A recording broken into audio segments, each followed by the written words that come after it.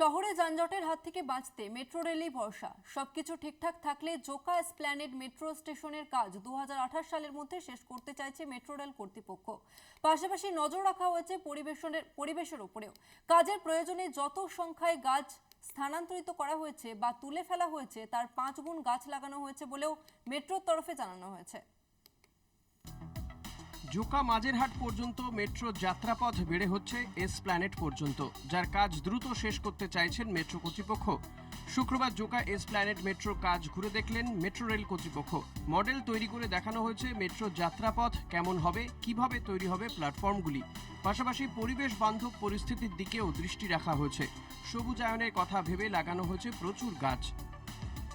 জোকা থেকে শুরু করে এসপ্ল্যানেড মেট্রো স্টেশন তৈরি করতে পরিবেশের উপর নজর রাখা হচ্ছে। ইতিমধ্যে 946টি গাছকে কামারডাঙ্গায় স্থানান্তরিত করা হয়েছে। যে পরিমাণ গাছ সরানো হয়েছে তার 5 গুণ গাছ বসানো হয়েছে এবং তা রক্ষণাবেক্ষণ করা হচ্ছে। রাজ্য সরকারের সঙ্গে কথা বলে ধর্মতলা বাস স্ট্যান্ড সাময়িকভাবে কার্জন পার্কে স্থানান্তরিত করা হবে বলে জানিয়েছে মেট্রো রেল কর্তৃপক্ষ। দেশীয় প্রযুক্তিতে তৈরি টিভিএম মেশিন খিদিরপুর থেকে নামানো হবে। তাহলে এখানে প্রচুর গাছ ছিল, সেটাকে আমরা রিপ্লান্ট করেছি, যেগুলো মোটামুটি, এবং সেইটি গাছগুলো এখনও সার্ভাইভ করছে। আর যতগুলি গাছ কাটা হয়েছে তার 5 টাইমস গাছকে আমরা লাগিয়েছি, নতুন গাছ লাগিয়েছি, যাতে পরিবেশটা ঠিক থাকে। আর এটা আন্ডারগ্রাউন্ড স্টেশন হবে কলকাতার। এটার ঢুকছে আমাদের টানেল বোরিং মেশিন, যেটি মেড ইন ইন্ডিয়া।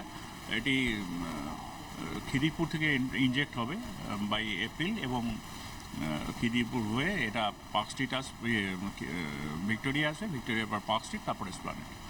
বউবাজারের ঘটনার কথা মাথায় রেখে সব ধরনের সতর্কতা মেনে কাজ হচ্ছে বলে জানিয়েছে মেট্রো কর্তৃপক্ষ। ময়দান এলাকা সেনাবাহিনীর নিয়ন্ত্রণে থাকা নিরাপত্তার কথা মাথায় রেখে আন্ডারগ্রাউন্ডে যাবতীয় কাজকর্ম সম্পন্ন হচ্ছে। যেহেতু এটা আর্মির প্রজেক্ট, আর্মির জায়গা, সেই জন্য এটাকে আমাদেরকে আন্ডারগ্রাউন্ড করতে হয়েছে। এখানে মানে সার্ফেসের লেভেলের ওপরে কোনো প্রজেক্ট করতে পারা যায় না। মোটামুটি এই মেট্রো পরিষেবা মানুষ পেতে কিরকম সময়?